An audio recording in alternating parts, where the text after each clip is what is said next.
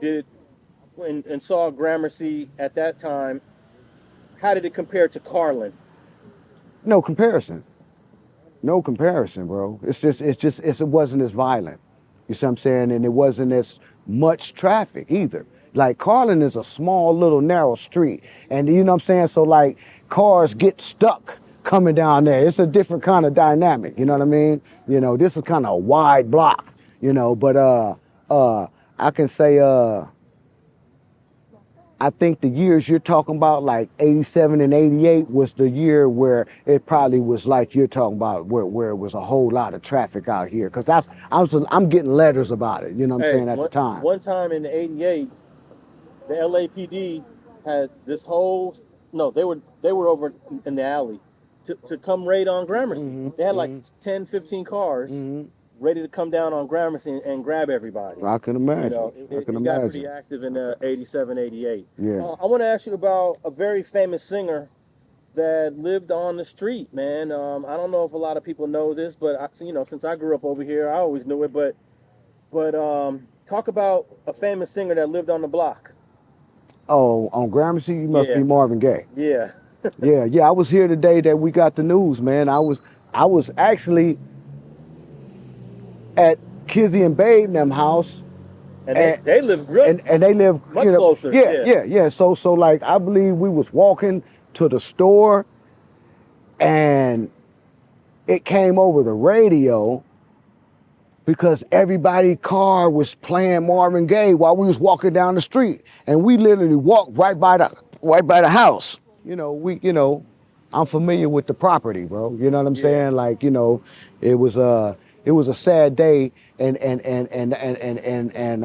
it was some sad history as well. You know what I'm saying? The way the brother went out. You know what I mean? But you know, we used to sell drugs there, man. We used to sell drugs in the back house. It's a guest house in the backyard. From what I understand, the father got mad that his son was high on cocaine and shot him.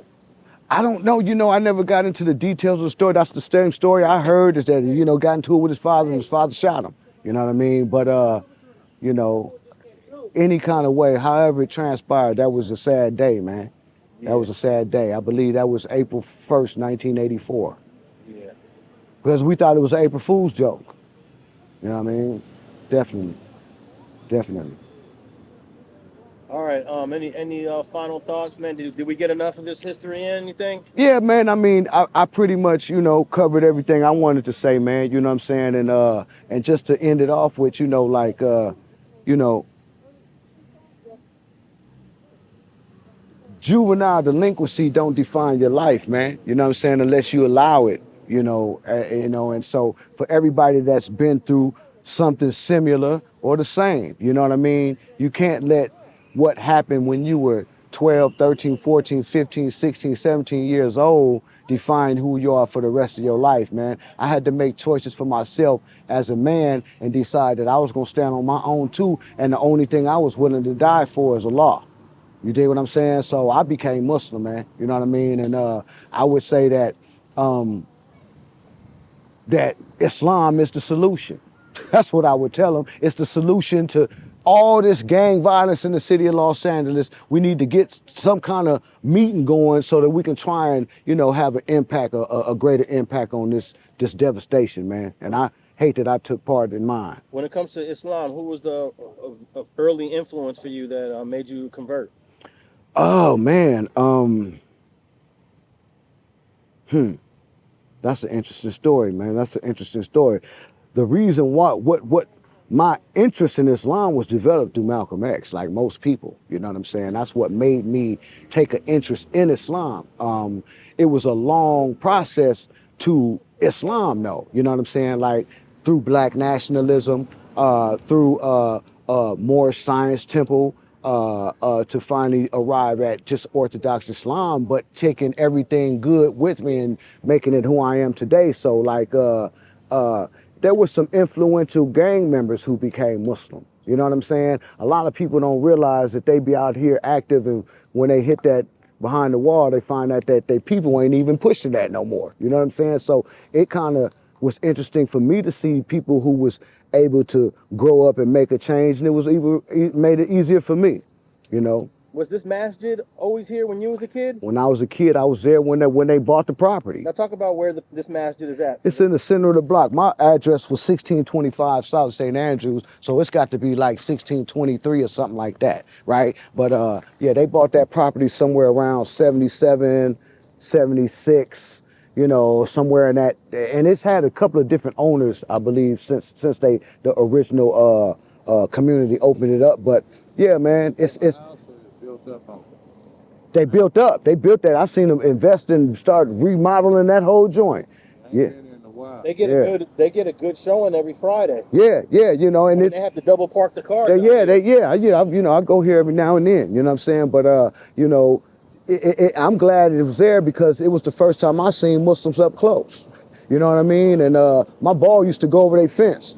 You know what I'm saying? So I used to fight with them. You know what I mean? They didn't want to give me my ball back. You know what I mean? I wanted to ask you before we wrap up.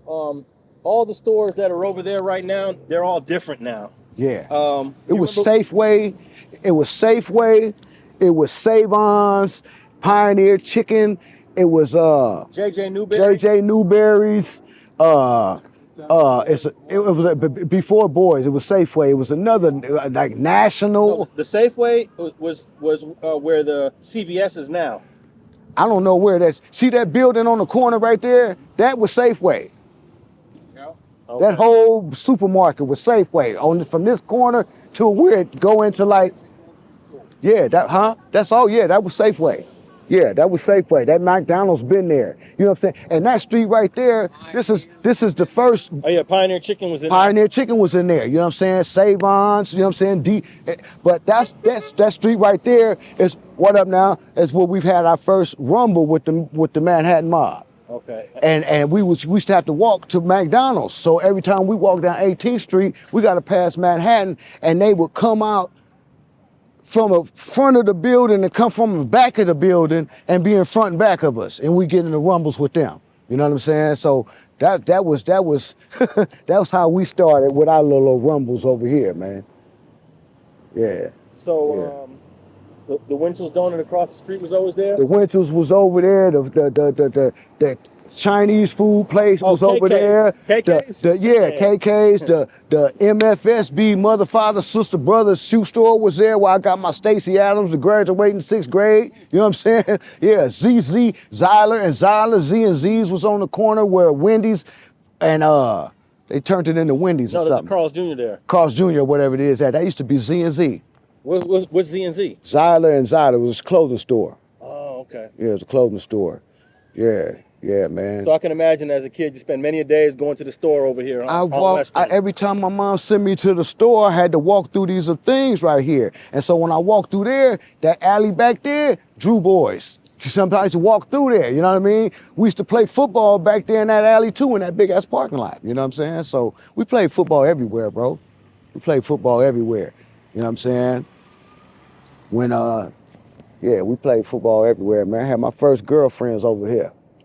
You know what I'm saying? All right. I think that that'll wrap it up, man. I appreciate the